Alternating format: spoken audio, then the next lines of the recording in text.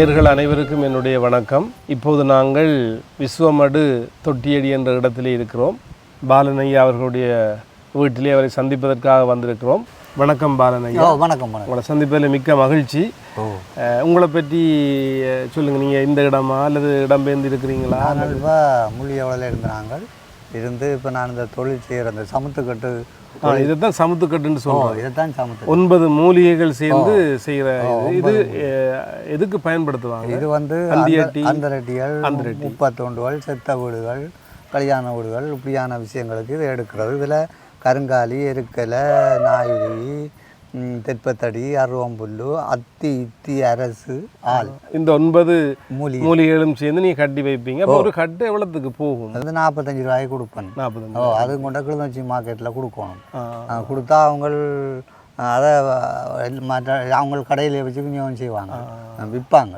நான் இந்த கட்டை இங்கேருந்து காவி கொண்டு அவையை கொடுத்தா 45 ரூபா.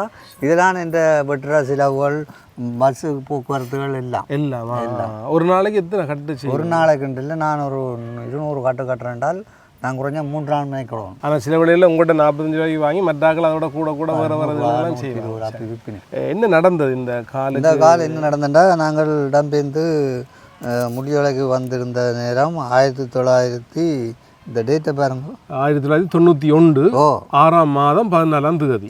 இதில் இருக்கிறவருக்கு கோவி பேர். இவற்றை அண்ணா வந்து இயக்கத்தில் இருந்தால் முன்னாள் போராளி, அழைக்க மாட்டேன்.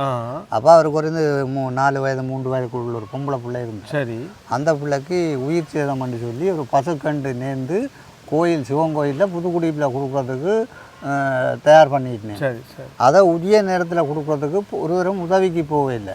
அப்போ இவர் என்னடா வந்து கேட்டார், அண்ணாக்கும் 7ஆண்டபடியே தான் நான் எல்லாரையும் கேட்குறோம், வாராங்க இல்லை, நீங்களாவது ஒருக்கா வாங்க, அபான்ஸில் கொண்டு போய் கொடுத்துட்டு வருவோம். அவர்கிட்ட வீட்டிலேருந்து மாட்டை ஏற்றி நாங்கள் கோயிலுக்கு கொண்டு போகிறதுக்கு மோட்டர் சைக்கிள் பொட்டி பின்னுக்கு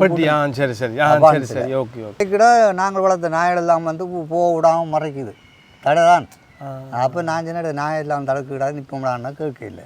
கொண்டு போய் புதுக்குடியில் சிவன் கோயிலில் கொடுத்துட்டு முல்லைத்தீவு நோக்கி முள்ளியவளைக்கு வாரதுக்கு போய் கொண்டிருக்கிறோம். முள்ளிவாய்க்கால் பட்டுவால் பாலம் தாண்டி 1 கிலோமீட்டர் 2 கிலோமீட்டர் தள்ளி இஞ்சால வீடுகள் இல்லை.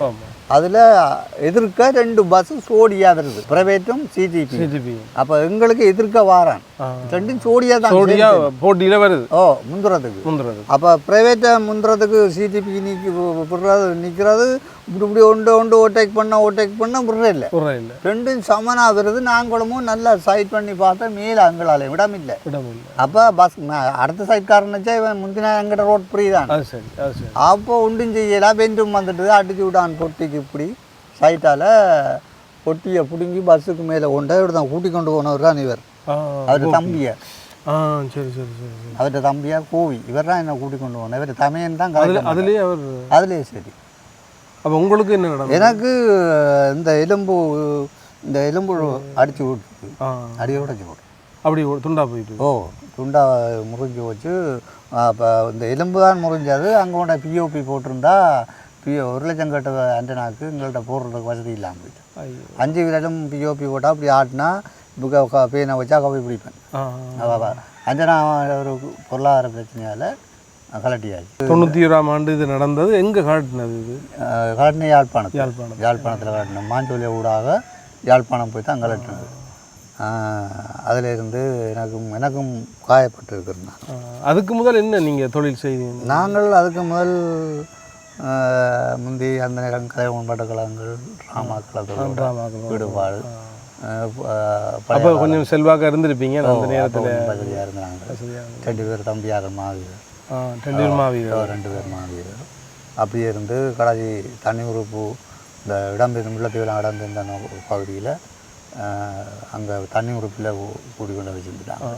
கேட்குற போது மிக கவலையாக இருக்குது. என்ன சொன்னால், இவ்வளவு திறமை உள்ள நீங்கள் கடைசியாக இந்த ஆக்சிடெண்ட்டுக்கு பிறகு இப்படியான நிலைக்கு தள்ளப்பட்டிருக்கீங்க. ஆனால் உங்களோட விடாமுயற்சி அப்படி நடந்தாலும் இந்த நிலையில் இருந்து கொண்டு உங்களால் என்ன செய்ய முடியுமோ, இந்த உங்களோட வீட்டு சூழலை பார்க்குற போது நீங்கள் ஆரம்பத்தில் சொன்னீங்க, நான் வாடகைக்கு தான் இந்த வீட்டில் இருக்கிறேன்னு சொல்லி, அப்படி இருந்து கூட நீங்கள் உங்களோட வாழ்வாதாரத்தை நீங்களே தேடிக்கொள்கிறீங்க. அது பெரிய விஷயம். இப்போ நான் இதில் என்னத்தை கேட்குறேன்டாயா, இன்றைக்கு இந்த ஆக்சிடெண்ட்டுகள் நடக்கிறதுக்கு என்ன காரணமாக இருந்தது? நீங்கள் சொன்னீங்க 2 பஸ்ஸுகள் வந்து போட்டின்னு சொல்லி. அப்போ இன்றைக்கு என்ன இந்த வீதி விபத்துக்கள் நடக்கிறதுக்கு என்ன பிரதான காரணமாக இருக்குன்னு நீங்கள் நினைக்கிறீங்க? இப்போ முக்கியமான காரணம் ஃபாதர் சரியான அம்மா அப்பாக்களோட சொல்லுகளை தட்டி நடக்கிற பிள்ளைகள்லாம் இப்படி செய்யுது. இப்போ அம்மாக்கள் அப்பாக்கள் சொல்லி எங்கள் முந்தின காலத்தில் நடக்கல ஆக்சிடென்ட், அந்த காலத்தில் நடக்கலையே. இப்போ ஒரு 15 இப்போ நல்ல ரோடுகளையும் போட்டு விட்டுருக்குறாங்க. ஒரு 25 வயது கால பொடியனோட கதை கேளாது. வாகனம் ஓடிக்கொண்டு வந்தாண்டா நாங்கள் சைக்கிள் மோட்டர் சைக்கிள் ஓடிக்கொண்டு போய் திரும்ப போகிறோம்டா அவன் தான் சிக்னல் போகிறான் பக்கம் தூக்கி. சரி, எல்லாம் போதான் காரணம். இன்றைக்கு போதையும் போகணும். நான் யாழ்ப்பாணம் போகிறேன், ஒரு டிரைவர் ஒற்றை கையால் பிடிச்சி கொண்டு போனை கதைச்சி கொண்டு இந்த மாதிரி எவ்வளோ தவறுது அடுத்த வருஷம் எவ்வளோ தவறுன்னு கேட்குறான். போகுது பெண்டுகள் போகுது. இப்படி சாரதிகள் வாகனத்தை செலுத்தும் போது குறிப்பாக அந்த பேருந்துகளில் போகிற போது ஆக்களும் ஒன்றும் கதைக்கிறல பாருங்க. ஒருக்கா பேசினான் நான். இப்போ 10 பேர் சேர்ந்து நீ ஃபோனை கதைக்காத, பஸ் ஓடும்போது ஃபோன் கதைக்காத, ஒழுங்கா பஸ் ஓடுன்னு சொல்கிறதுக்கு நாங்கள் இன்னும் துணியே இல்லை. அவங்க என்ன செய்கிறாங்க? அவன் இது சீட்டில் இருக்கிறதையும் அவையும் போனோட அது சரி நீங்கள் சொல்கிறது சரி. அவன் என்ன செய்கிறானே தெரியாது. எங்கே கொண்டே கவுண்டப்புறம் தான் தெரியும் கவுண்டு கிடக்குன்னு. அதால் குழந்தை இருக்கிற குழந்தை பாவங்கள் அதோட என்ன செய்யுது?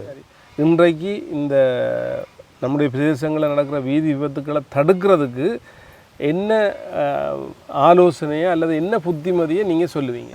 அன்பு, பண்பு, விட்டு கொடுப்பு முக்கியமாக இருக்கணும். மிக முக்கியமான விஷயங்களை சொல்கிறீங்க. ஏண்டா இரக்கம். நான் பின்னால் வாகனத்தில் 5 பேர் 20 பேர் 30 பேர் 50 பேர் ஏற்றிக்கின்னு ஓடி போகிறேன்.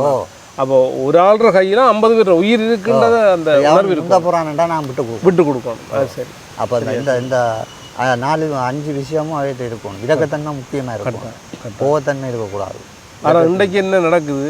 நான் முந்தியா நீ முந்தியா 10 ரூபாய் 20 ரூபாயை பெற்றுக்கொள்றதுக்காக 2 பஸ்ஸும் போட்டு கொண்டு போய் அங்கே எதிர் திசையில் வாரவனை முட்டி தள்ளி இவங்களையும் தாங்களும் இருக்கிறதையும் இல்லாமாக்கி கிராமத்தில் பெரிய பாரிய இழப்புகளையும் சந்திக்க வைக்குது.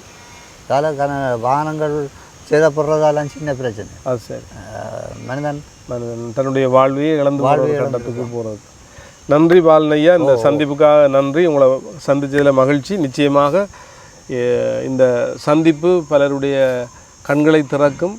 வீதி விபத்துகள் பற்றிய ஒரு விழிப்புணர்வை நிச்சயமாக பெற்றவர்களாக நாங்கள் வீதியில் பயணிக்கிற போது, வாகனத்தை செலுத்துகிற போது இந்த வீதி ஒழுங்குகளை நாங்கள் கடைப்பிடிக்க இந்த நேர்காணல் நிச்சயமாக உதவி செய்யும் என்று நம்புகின்றோம். அனைவருக்கும் நன்றி, வணக்கம். நன்றி ஐயா.